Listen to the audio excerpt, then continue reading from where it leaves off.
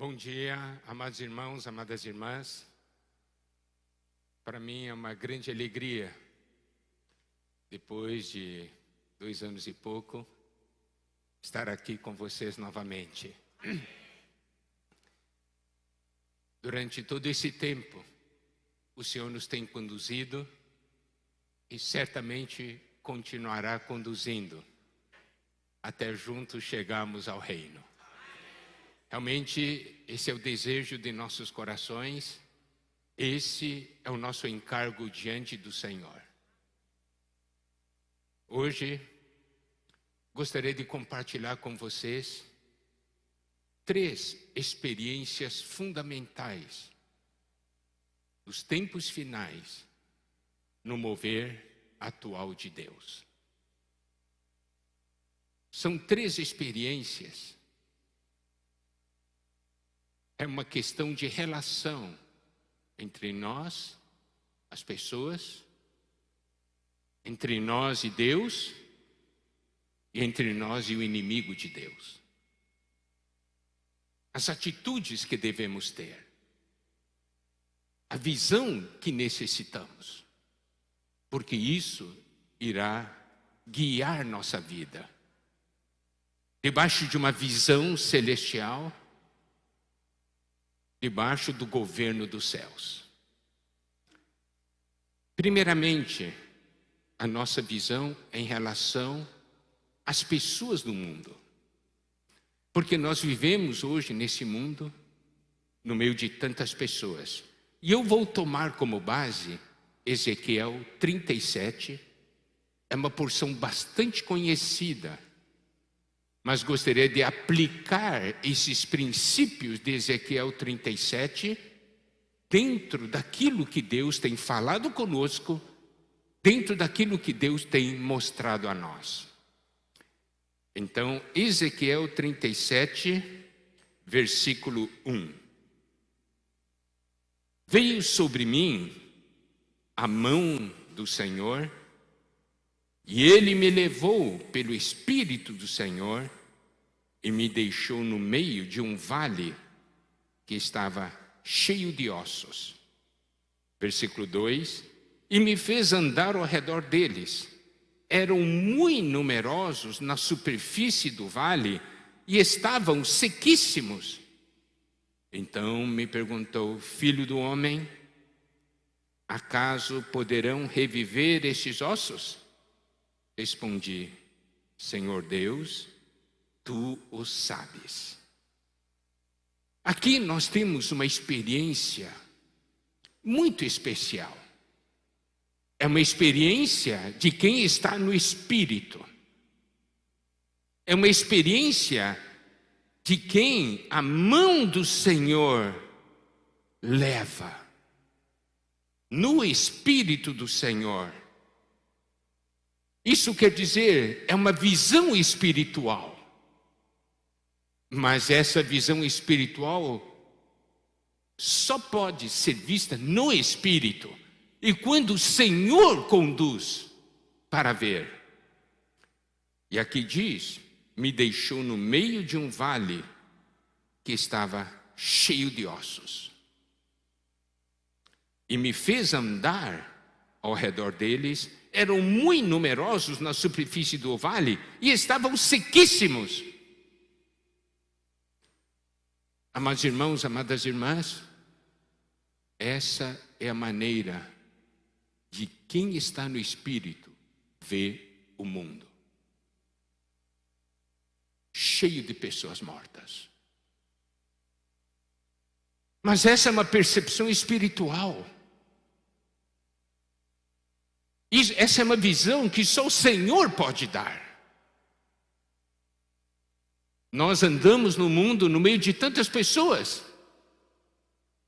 mas nós não somos impressionados, nós não somos chocados pela condição real. E aqui, ele viu um vale cheio de ossos. Amado irmão, amada irmã, quando você anda na rua, você vê ou não vê um vale cheio de ossos.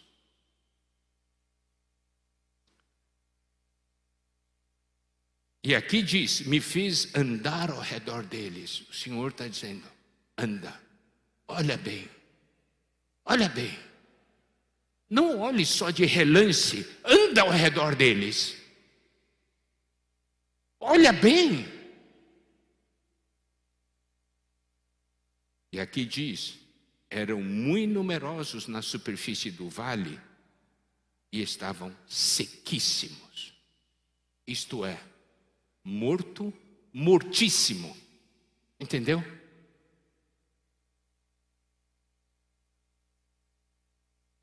Então, primeiramente, essa visão. Mas é uma visão que só o Senhor pode dar. Se o Senhor não der essa visão, nós ficaremos insensíveis. Nós não perceberemos. E aí, versículo 3, então me perguntou, filho do homem, acaso poderão reviver esses ossos? Daí o Senhor faz uma pergunta. Está tudo morto. Mas podem ganhar vida ou não pode? Olha essa pergunta do Senhor. Ele pergunta para aquele que tem essa visão. Não adianta perguntar para aquele que não tem essa visão.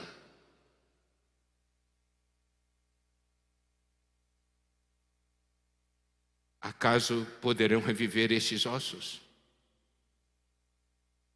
Ezequiel, a resposta dele foi uma resposta muito boa. Respondi, Senhor Deus, tu sabes.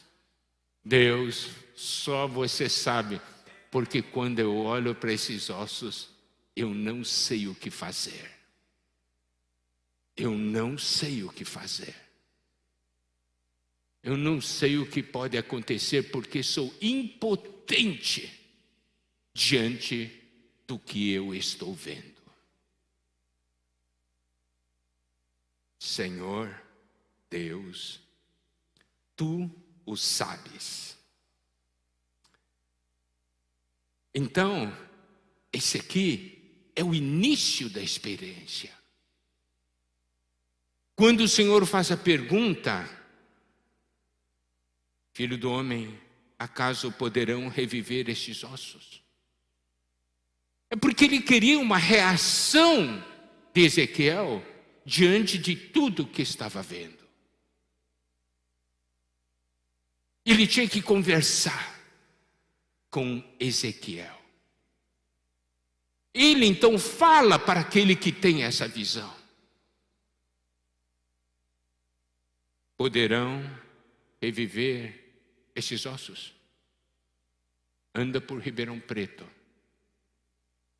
É um vale cheio de ossos. E ele pergunta para cada irmão, cada irmã: poderão ganhar vida? Poderão? Você consegue fazer alguma coisa? Você?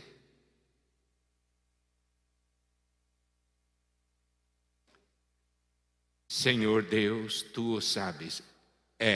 Essa é uma resposta boa. Deus sabe de tudo. Deus sabe de tudo. Aí,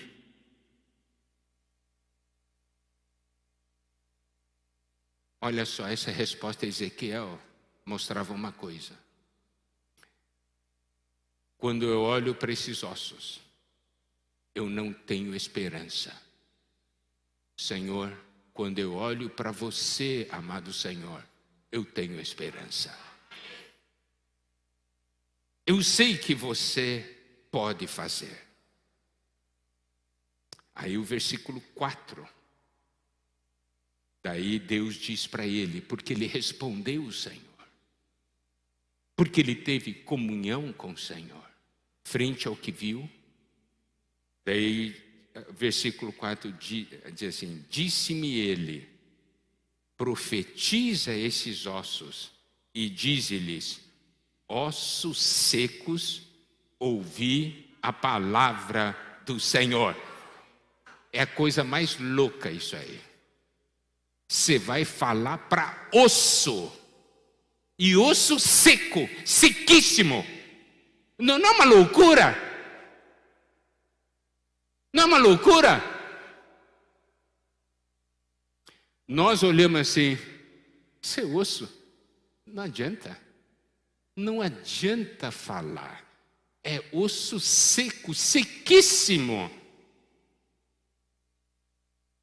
Mas por isso, olha a importância da comunhão com Deus. Porque o Senhor fez essa pergunta para ele: acaso poderão reviver esses ossos? E aí ele disse: Senhor, tu sabes. Então o Senhor diz: então você profetiza esses ossos e diz-lhes: ossos secos, ouvi a palavra do Senhor. Você entende agora o que significa? Posso orar por você? É profetizar para osso seco. Isso foi uma ordem do Senhor. Eu quero que você fale com o osso seco. Profetiza esses ossos e diz-lhes: ossos secos, ouvi a palavra do Senhor. Por quê? Porque é por meio dessa palavra que o Senhor vai operar. E versículo 5 diz: assim diz o Senhor Deus a estes ossos: eis que farei entrar o Espírito em vós e vivereis. Porei tendões sobre vós, farei crescer carne sobre vós estenderei pele, e porei em vós o Espírito, e vivereis, e sabereis que eu sou o Senhor. Então você pode ver, aqui é um processo. Você fala, e essa palavra vai operar. Olha só o que vai acontecer: farei entrar o Espírito em vós e vivereis. Porei tendões sobre vós, farei crescer carne sobre vós, e sobre vós estenderei pele. Eu quero que vocês compreendam, amados irmãos e irmãs, o propósito disso. Por que a palavra de Deus registrou dessa maneira? Quando diz: porei tendões sobre vós, farei crescer carne sobre vós. Em outras palavras, assim, vocês vão ganhar tendões, vão ganhar músculos. Vocês serão capazes de fazer algo. Vocês serão capazes de se mover, porque vocês ganharão tendões, vocês ganharão carne. Isso é Deus capacitando, Deus habilitando. E ainda mais, farei crescer sobre carne sobre vós estenderei pele. O que quer dizer estender a pele? É para que então, isso que era puro osso, tenha agora uma expressão.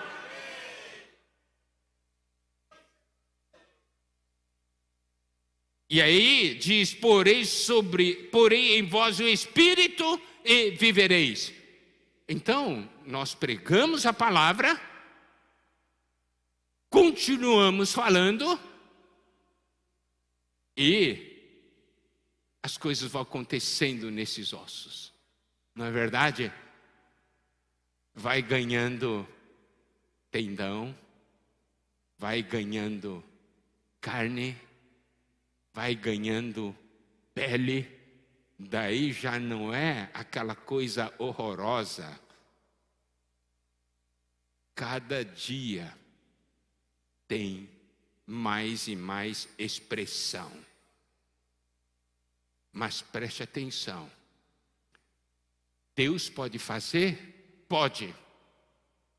Mas para Ele fazer, você tem que profetizar para o osso. Essa é a nossa parte. Essa é a nossa parte. Profetizar para o osso. Quem de vocês aqui pode profetizar para um osso? Levanta a mão. Amém!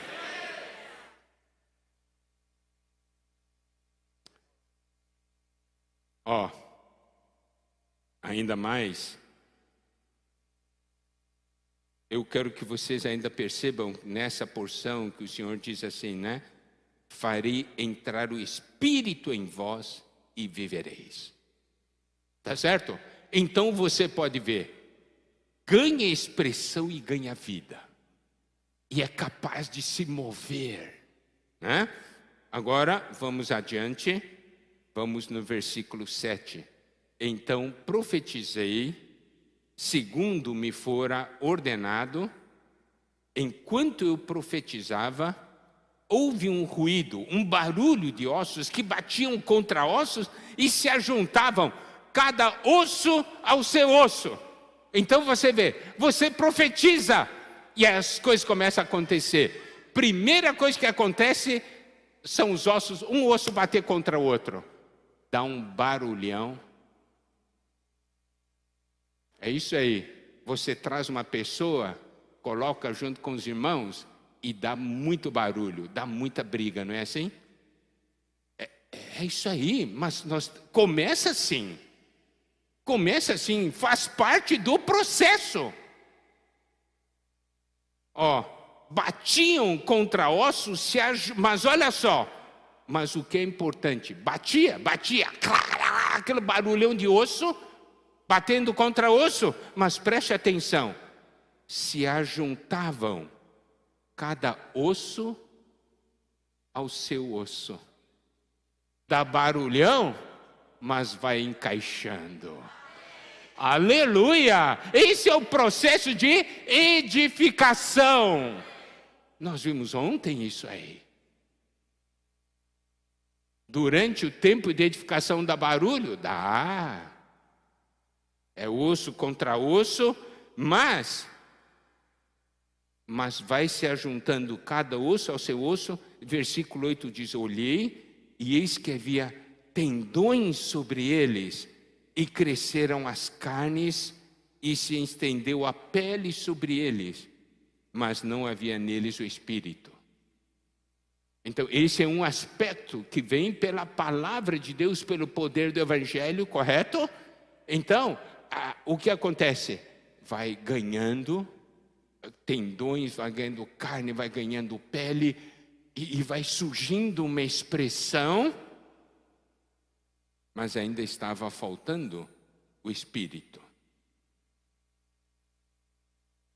Agora, versículo 9. Então ele me disse, profetiza o Espírito, profetiza, ó Filho do homem, e diz-lhes, assim diz o Senhor Deus, vem dos quatro ventos, ó Espírito, e assopra sobre estes mortos, para que vivam. Então preste atenção, tem duas atitudes que precisamos ter. Primeiro, profetizar aos ossos, isto é, pregar o Evangelho. Segunda atitude, profetizar ao Espírito, isto é, orar. Orar a Deus, entendeu?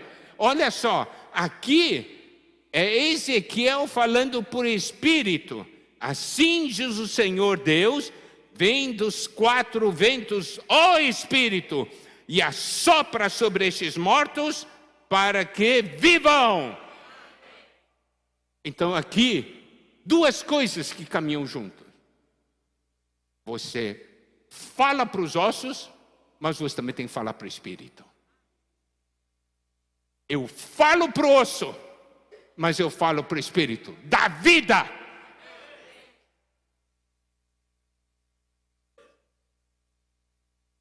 Entenderam?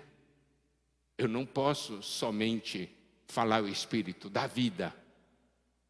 Eu preciso falar para os ossos. Eu não posso só falar para os ossos. Eu tenho que falar para o Espírito da vida. Você vê como esses dois aspectos se complementam e se encaixam?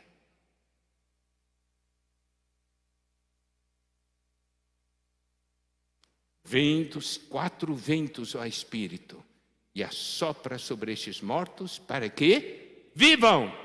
E olha só o versículo 10. Profetizei como ele me ordenara, e o Espírito entrou neles. Viveram, se puseram em pé, um exército sobremodo numeroso. Surgiu um exército. É assim que surge o exército.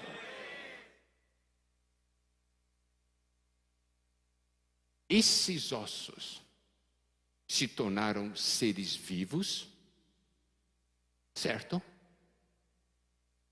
Com capacidade de se mover, porque tem tendão, tem músculo. E quando fala de um exército sobremodo numeroso, primeiramente, exército são então agora pessoas sujeitas à autoridade do nosso general, debaixo do comando do Senhor, para lutar pelo Senhor. Amém? Essa é a visão que precisamos ter hoje. Sua responsabilidade, profetizar aos ossos e profetizar ao Espírito. Pregar o Evangelho e orar. Amém? Bom, essa é a primeira experiência importante. Agora, eu quero reforçar um pouco o aspecto da oração. Porque hoje estamos no meio de uma batalha contra o inimigo. E a oração é algo importante. Precisamos hoje ser como um Elias. Você sabe que Apocalipse fala de 2 testemunhas, né? Elias e Moisés. Elias, ele levantou, proclamou a verdade contra a iniquidade do povo. Levantou, falou, ele foi alguém que orou, não é verdade? E Moisés foi alguém que libertou. Então eu só quero falar da essência desse aspecto. Hoje, Deus nos mostra algo. Tiago 5,17. Tiago 5,17. Elias era um homem semelhante a nós, sujeito aos mesmos sentimentos, e orou com instância para que não chovesse sobre a terra, e por 3 anos e 6 meses não choveu. Nós, quando lemos esse versículo, quando a gente lê essa parte, Elias era homem semelhante a nós, sujeito aos mesmos sentimentos. Isso é um versículo muito bom, quer dizer, que mostra, Elias não era uma pessoa super especial, né? Que ele tinha sentimentos assim diferentes dos nossos. Ele era um homem semelhante a nós, com as mesmas fraquezas, correto? Com as mesmas debilidades, sujeito aos mesmos sentimentos. Mas o que fez Elias diferente? É essa afirmação, e orou. É isso que o torna diferente. Nós somos homens com fraquezas, debilidades, todo tipo de sentimento, mas quando esses sentimentos chegam até nós, o que nós fazemos? Somos controlados por esses sentimentos, não é assim? Medo, daí sou tomado pelo medo, sou tomado pela ansiedade, não é? Sou tomado por tantas outras coisas. E aí nós temos todo tipo de reação. Característica de Elias: sentia igualzinho a gente, só que a reação dele e orou. E orou. Deus precisa de homens assim hoje. Amado irmão, amada irmã, Deus sabe o que você está passando. Deus sabe dos seus conflitos. Deus sabe das suas debilidades. Mas você é dele. Você é alguém com quem Deus conta para profetizar, para ser um Elias hoje. O que vai te dar esse poder? E orou. É isso que vai te dar o poder.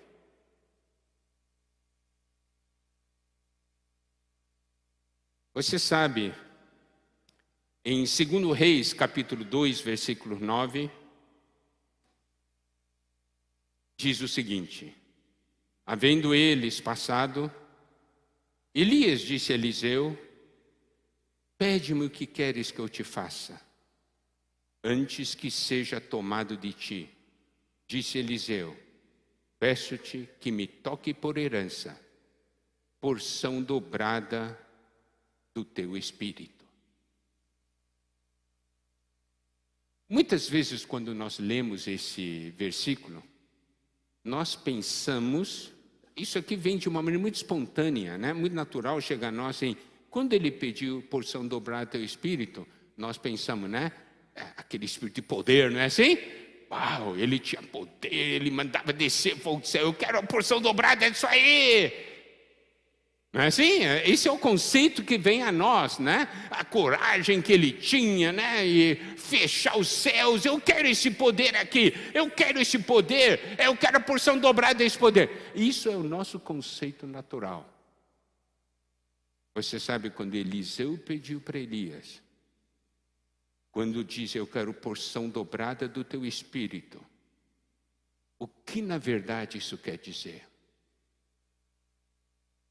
Eu quero porção dobrada desse espírito que enfrente as dificuldades faz você orar. Fez você orar. Eu quero a porção dobrada desse espírito que no meio da perseguição fez você perseverar. Eu quero a porção dobrada desse espírito que no meio da idolatria do povo e da iniquidade fez você proclamar a palavra de Deus e fez você enfrentar o mundo e os poderes desse mundo. Eu quero a porção dobrada desse espírito. Não era somente uma coisa de poder, era uma questão de viver com intensidade frente a todas as situações. Eu quero porção dobrada desse espírito que fez você perseverar.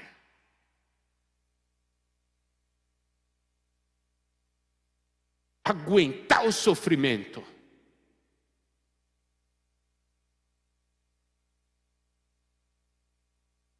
Você sabe,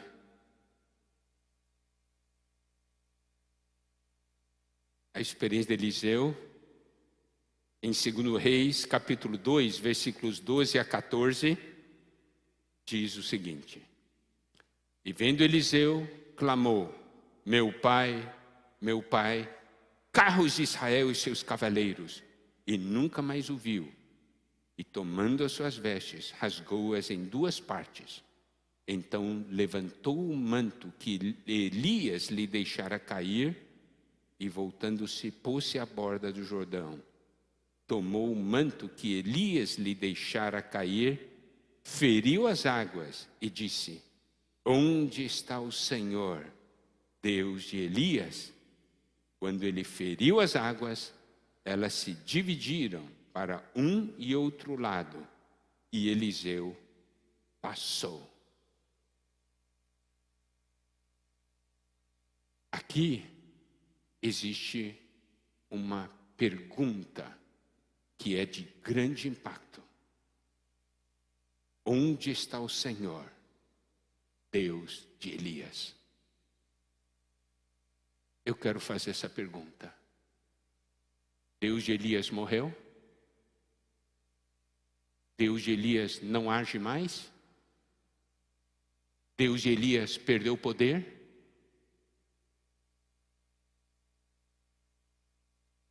Onde está? Onde está? Está no seu espírito.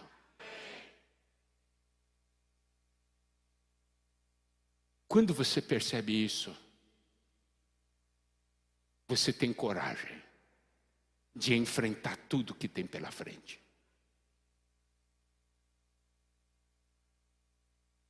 Você sabe daí que Deus lhe deu uma comissão? Um coração igual, um mesmo espírito. Esse espírito que fez Elias orar, vai fazer você orar. Nessa terra haverá intercessores. Em Ribeirão haverá intercessores. Haverá uma oração que vai falar para o espírito da vida.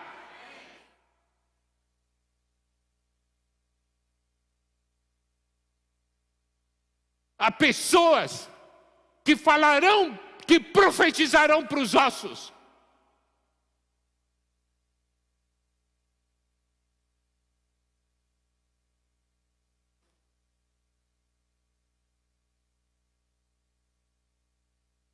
Ribeirão precisa ou não de intercessores?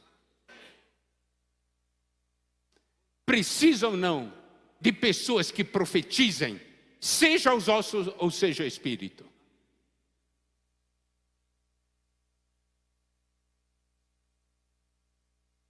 Você quer ou não quer essa porção dobrada? Quando você toca no coração de Deus, quando você consegue ver o que é esse mundo, essa é a sua reação.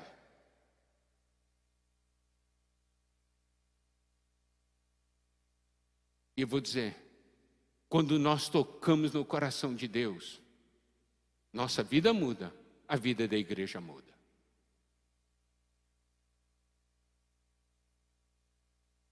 O irmão Pedro tem compartilhado bastante conosco sobre a questão da casa de Betânia, né?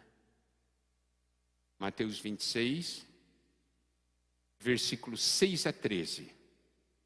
Eu vou ler para vocês, amados irmãos.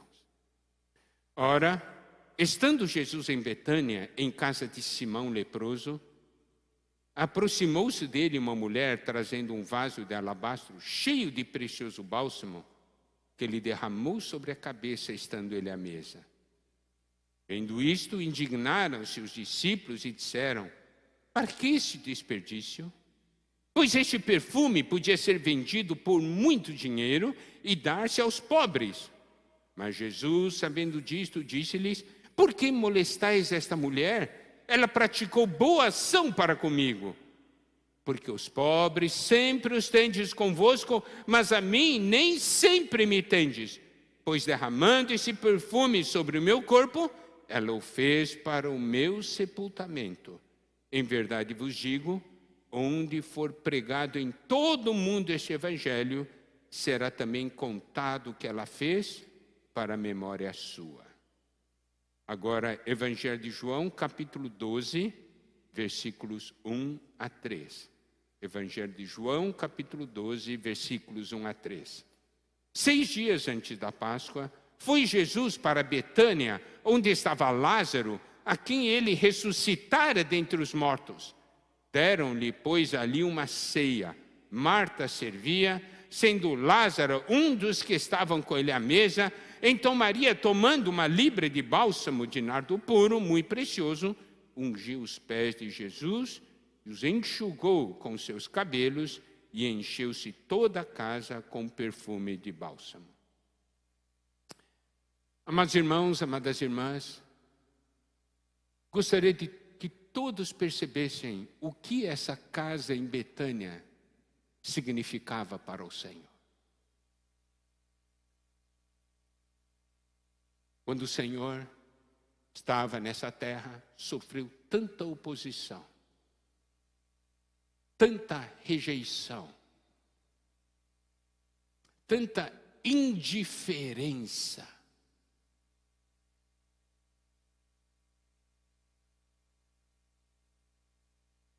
Não sofreu?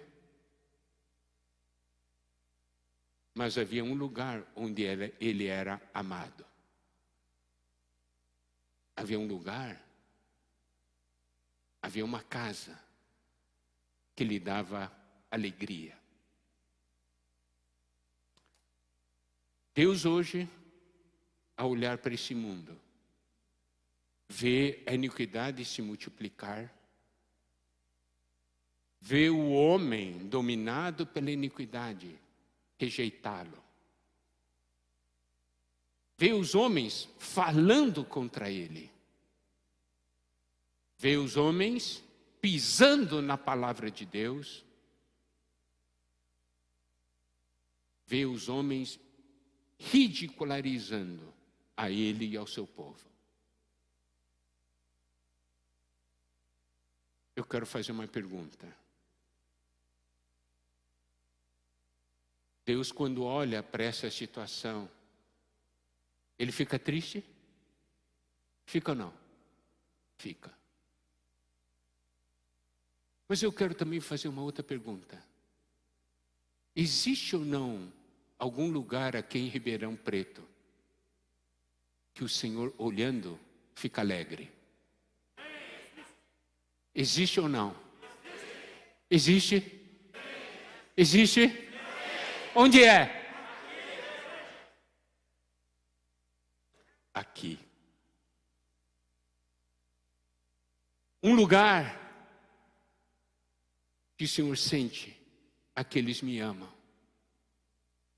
Aqui eles apreciam a minha palavra.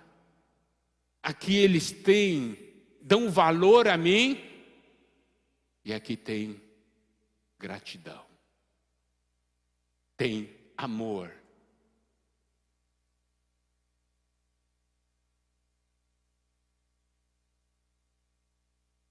É uma casa de amor? É uma casa de alegria?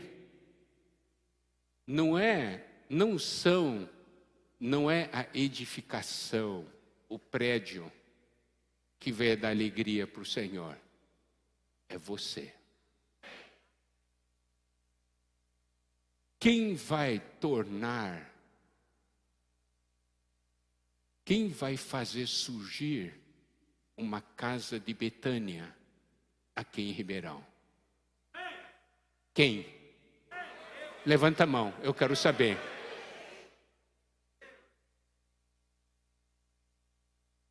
É você. É você que vai tornar esse lugar uma casa de Betânia.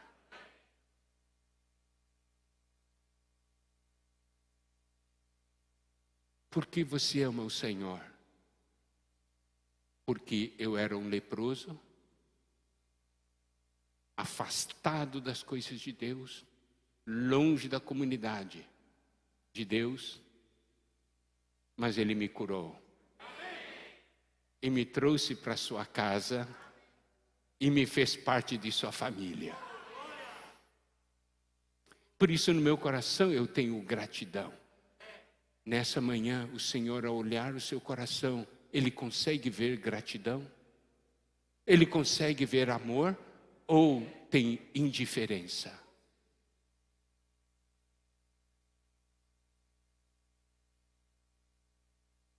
O que faz essa casa Betânia diferente é que tinha alguém que estava morto, mas ganhou vida, que foi Lázaro. Ele estava fedendo, ainda não era um osso extremamente seco, né? Não era puro osso, mas ele estava fedendo.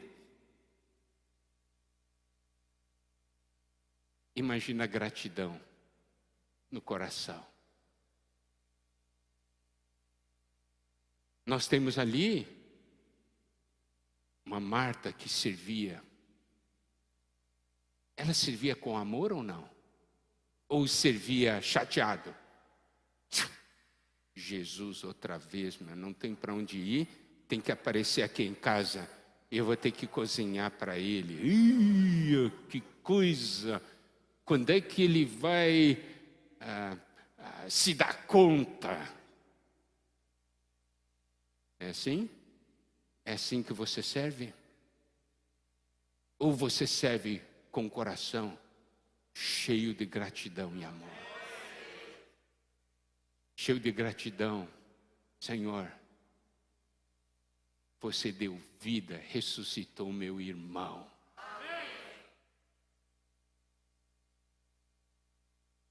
Como é seu coração hoje? Você sabe, isso faz toda a diferença. E nós temos Maria, que quebrou o vaso de alabastro e derramou sobre a cabeça do Senhor e os pés do Senhor. E o que ela fez para o Senhor foi algo tão importante para o Senhor. Porque aqui havia uma consagração. Aqui houve uma atitude prática. Ela estava manifestando em atos: Senhor, você é a coisa mais valiosa na minha vida. O que eu antes considerava valioso, eu derramo tudo em você, Senhor. E eu quero que vocês aprendam uma coisa, amados irmãos, nessa porção. Quando em Mateus 26:11 o Senhor diz: porque os pobres sempre os tendes convosco, mas a mim nem sempre me tendes, pois derramando este perfume sobre o meu corpo, ela o fez para o meu sepultamento. Isso quer dizer o quê? Ela agarrou a oportunidade. Amados irmãos, amadas irmãs, a oportunidade é hoje. Se o Senhor voltar amanhã, você já não terá mais oportunidade. Quantas oportunidades você ainda tem de manifestar ao Senhor o seu apreço, o seu amor, a sua consagração de uma maneira prática. E dar ao Senhor de uma maneira prática o que é de valor, significa o quê? Que as outras pessoas olham como se fosse um desperdício. Significa, todo mundo sabe que o que você entregou é algo valioso.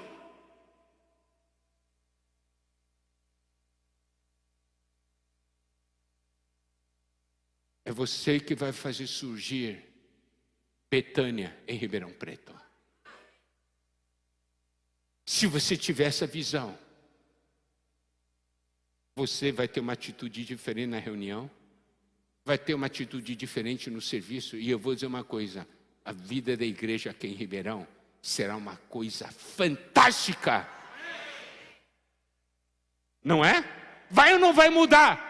Vai mudar a reunião, vai mudar o serviço, vai mudar tudo.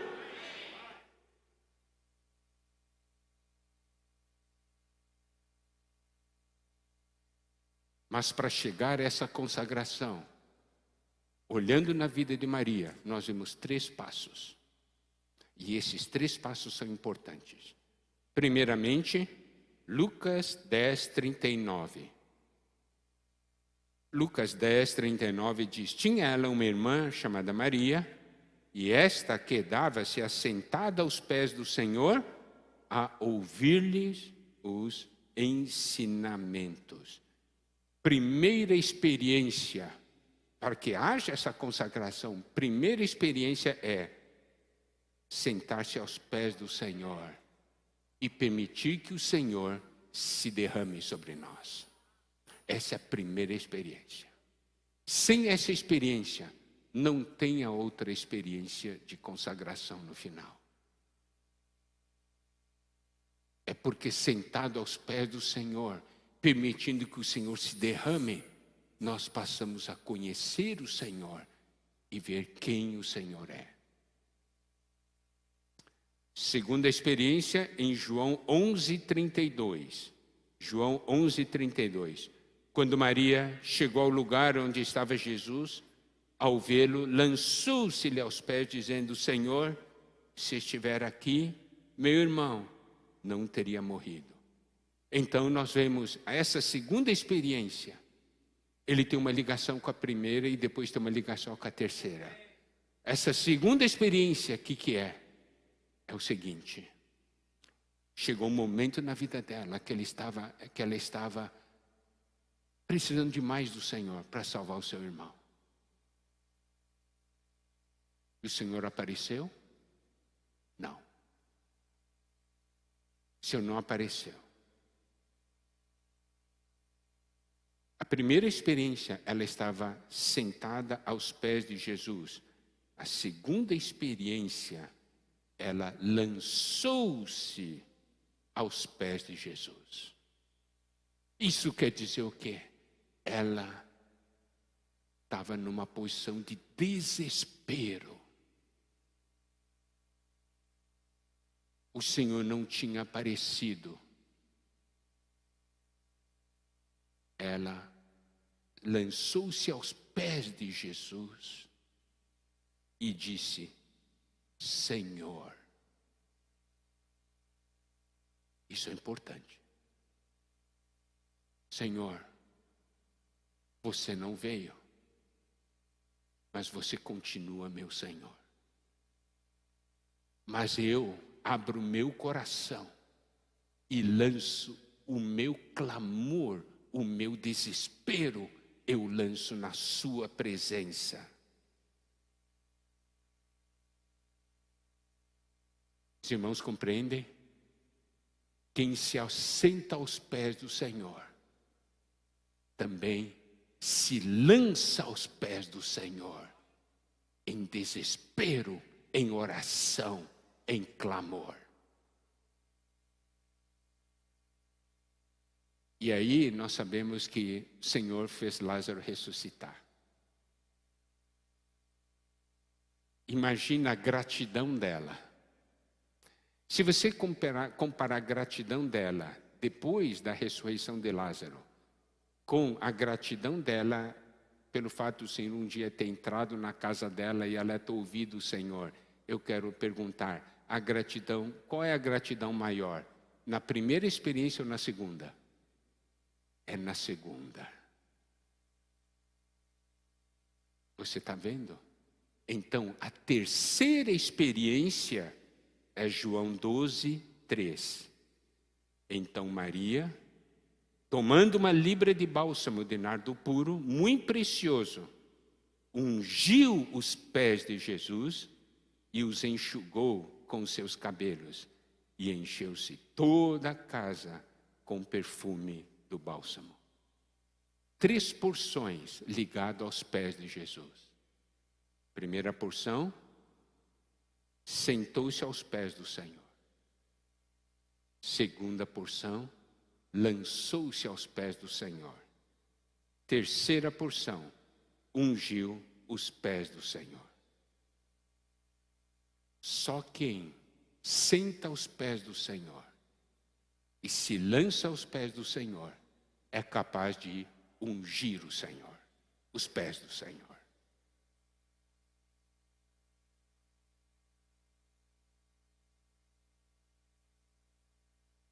Deus tem Marias em Ribeirão Preto?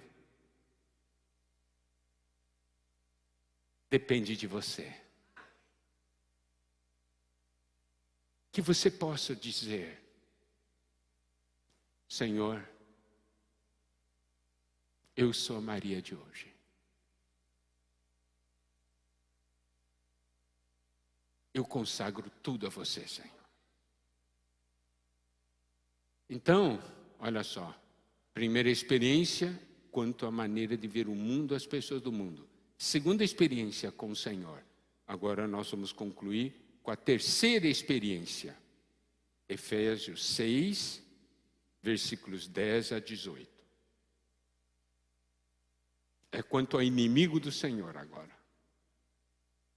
Quanto ao mais, sede fortalecidos no Senhor e na força do seu poder. Revesti-vos de toda a armadura de Deus, para poderdes ficar firmes contra as ciladas do diabo. Porque a nossa luta não é contra o sangue e a carne, e sim contra os principados e potestades, contra os dominadores deste mundo tenebroso, contra as forças espirituais do mal nas regiões celestes. Portanto, tomai toda a armadura de Deus, para que possais resistir no dia mau, e depois de terdes vencido tudo, permanecer inabaláveis. Estai, pois, firmes, cingindo-vos com a verdade, vestindo-vos da couraça da justiça, calçai os pés com a preparação do evangelho da paz, embraçando sempre o escudo da fé, com o qual podereis apagar todos os dardos inflamados do maligno. Tomai também o capacete da salvação e a espada do Espírito, que é a palavra de Deus, com toda oração e súplica, orando em todo o tempo no Espírito, para isso vigiando com toda perseverança e súplica por todos os santos.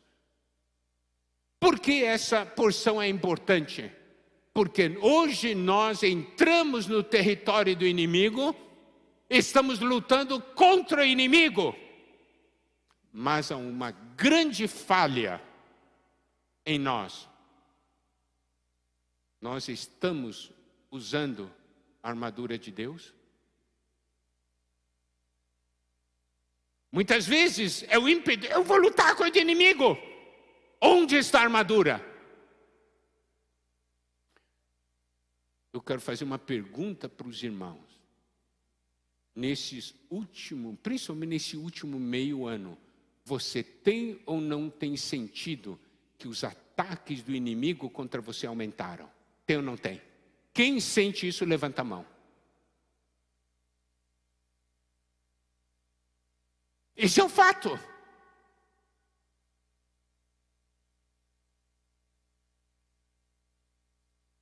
E o inimigo ataca e nos faz abalados.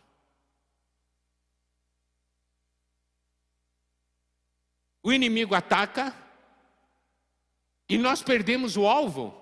Ao invés de lutarmos contra os principados e potestades, nós acabamos lutando contra carne e sangue, acabamos lutando contra a nossa família, acabamos lutando contra irmãos e irmãs, ao invés de lutarmos contra o inimigo. Toda batalha, você tem que saber quem é o inimigo.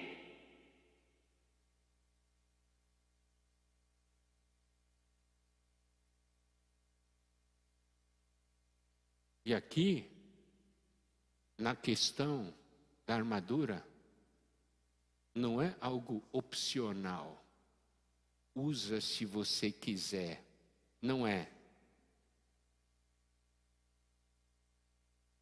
Teve uma época que máscara era obrigatório, né? Depois o governo falou, é opcional. Usa quem quer.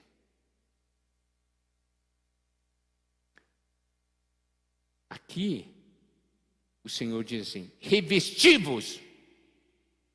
É uma ordem. Não é opcional. É obrigatório. Quando fala, tomai toda a armadura de Deus. Não é opcional. É obrigatório. Quando diz, calçai os pés com a preparação do Evangelho. Não é opcional, é obrigatório. Tomai capacete da salvação e a espada do Espírito. É obrigatório. Amados irmãos, amadas irmãs, nós estamos no meio de uma batalha. Nós sabemos que a vitória é do Senhor, não é? mas você tem que usar armadura.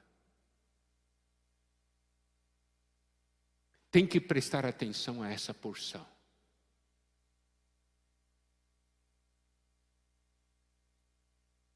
Você tem que ouvir Deus falando. Tomai. Tomai. Tomai. Você não está ouvindo? Tomai. Por que você não está tomando? Tomai. É importante. Tomai. Tomai. Você tem que ouvir isso. Claro. Com clareza. O Senhor falando. Todo dia, todo momento. Tomai. Tomai a espada do Espírito. Tomai.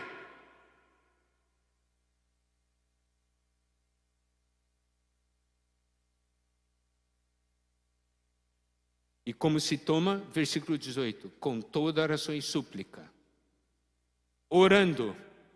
Todo o tempo no Espírito.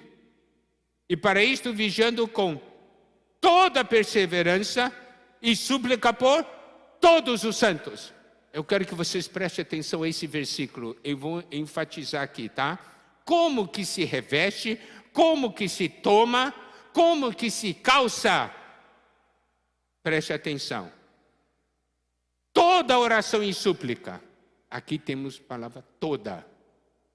Oração e súplica. Orando em todo o tempo no Espírito. Temos aqui todo.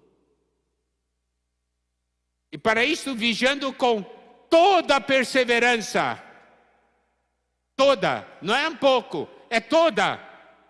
E súplica por todos os santos.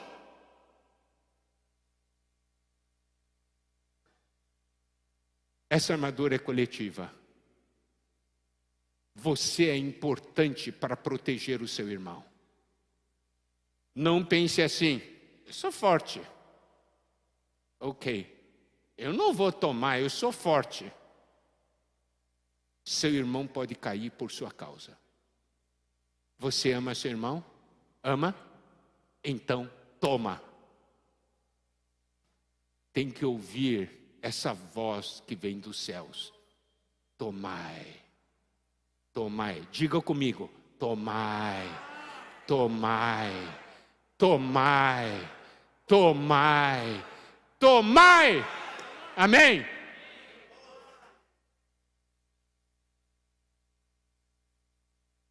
Na batalha de Deus, não existe posição neutra.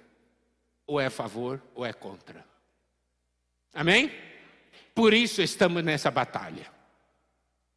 Bom, amados irmãos, amadas irmãs, esse foi o encargo que Deus deu para mim, para transmitir a vocês, meus queridos irmãos e irmãs. Que o Senhor os abençoe. Amém.